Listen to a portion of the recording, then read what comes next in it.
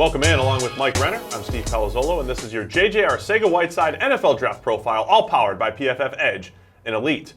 Mike, it's another player that we're really high on here at PFF, JJ Arcega-Whiteside. He does come with some question marks, but he also just has some special traits that other receivers in the class just don't really possess. Yeah, he has this trump card that is his ability in contested situations. It is, to me, better than anyone else in this draft class. It's not just me saying that, the numbers back that up. Had more contested catches this past season than anyone else in the draft class. Had more contested catches in 2017 than anyone else in the draft class. Last two seasons, each of them had more than anyone else in the draft class. He just out-muscles, out-physicals receivers at the catch point continually, and those box-out fades, there's a reason why he did them last year and no one else did. Yeah, I mean, if you haven't seen them, you have to check it out. It's not just jump balls. I mean, They legit went in and said, go post up. Go lean on the defender and post up, and it actually works. And look, we've warned against getting too high on contested catch receivers here at PFF. If it's the only thing you bring to the table, yes, there are some question marks there. But with Arcega-Whiteside, he's not just bullying receivers. I think his body control is fantastic. His ability to adjust to off-target throws also adds to his value.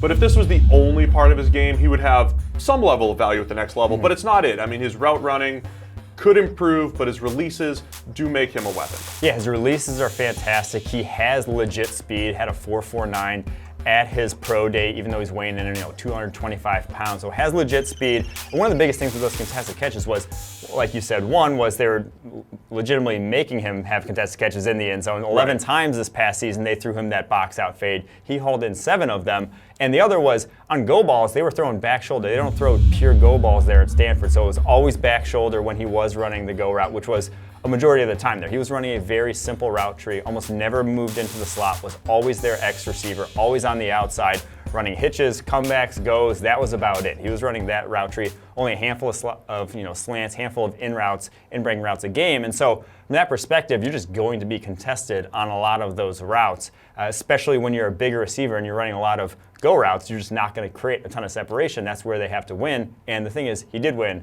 continually. And Arcega-Whiteside, yes, it shows up in the PFF grading, whether it's the 3rd and 4th down receiving grades where he leads against all prospects, 90.6 grade, 10 plus yards down the field. He's in the top 5 at number 3. You've made a comparison around the office. Is this worthy of bringing it out there? Yeah, bring it out. You said Jordy Nelson. Is that, what are you seeing that makes it look like Jordy? The biggest thing is the body control at the catch point and separating with physicality, but also having athleticism to separate. So it's not just, once you get behind a guy, he doesn't necessarily come right back to you. You're not so slow that you can't get behind the defender, but also you can outmuscle him at the catch point continually. His body control, Jordy Nelson's down the field to continually win those contested catches, continually separate to the ball at the catch point when maybe there wasn't a ton of separation on the route. I see a lot of that from Arcega-Whiteside. I think he's going to bring that to the table. And that 3rd, 4th downgrade that you brought up, the fact that he led the nation in 3rd and 4th downgrade is, to me, the most important thing. When you know you have to pick up a first down, when you know they're going to their best guy, he's still won. So that, to me, is a big positive in his favor. I just think he brings a ton to the table, even if not necessarily separating is his trump card. His ability at the catch point is better than anyone else's. Yeah, you mentioned it. The limited route tree at Stanford did limit what we saw from Arcega-Whiteside. So he performed extremely well in the situations in which they put him. There's a little bit of projection that we see, on tape that hopefully we'll be able to translate at the next level. It's JJ Arcega-Whiteside, his NFL draft profile, all brought to you by PFF Edge and Elite.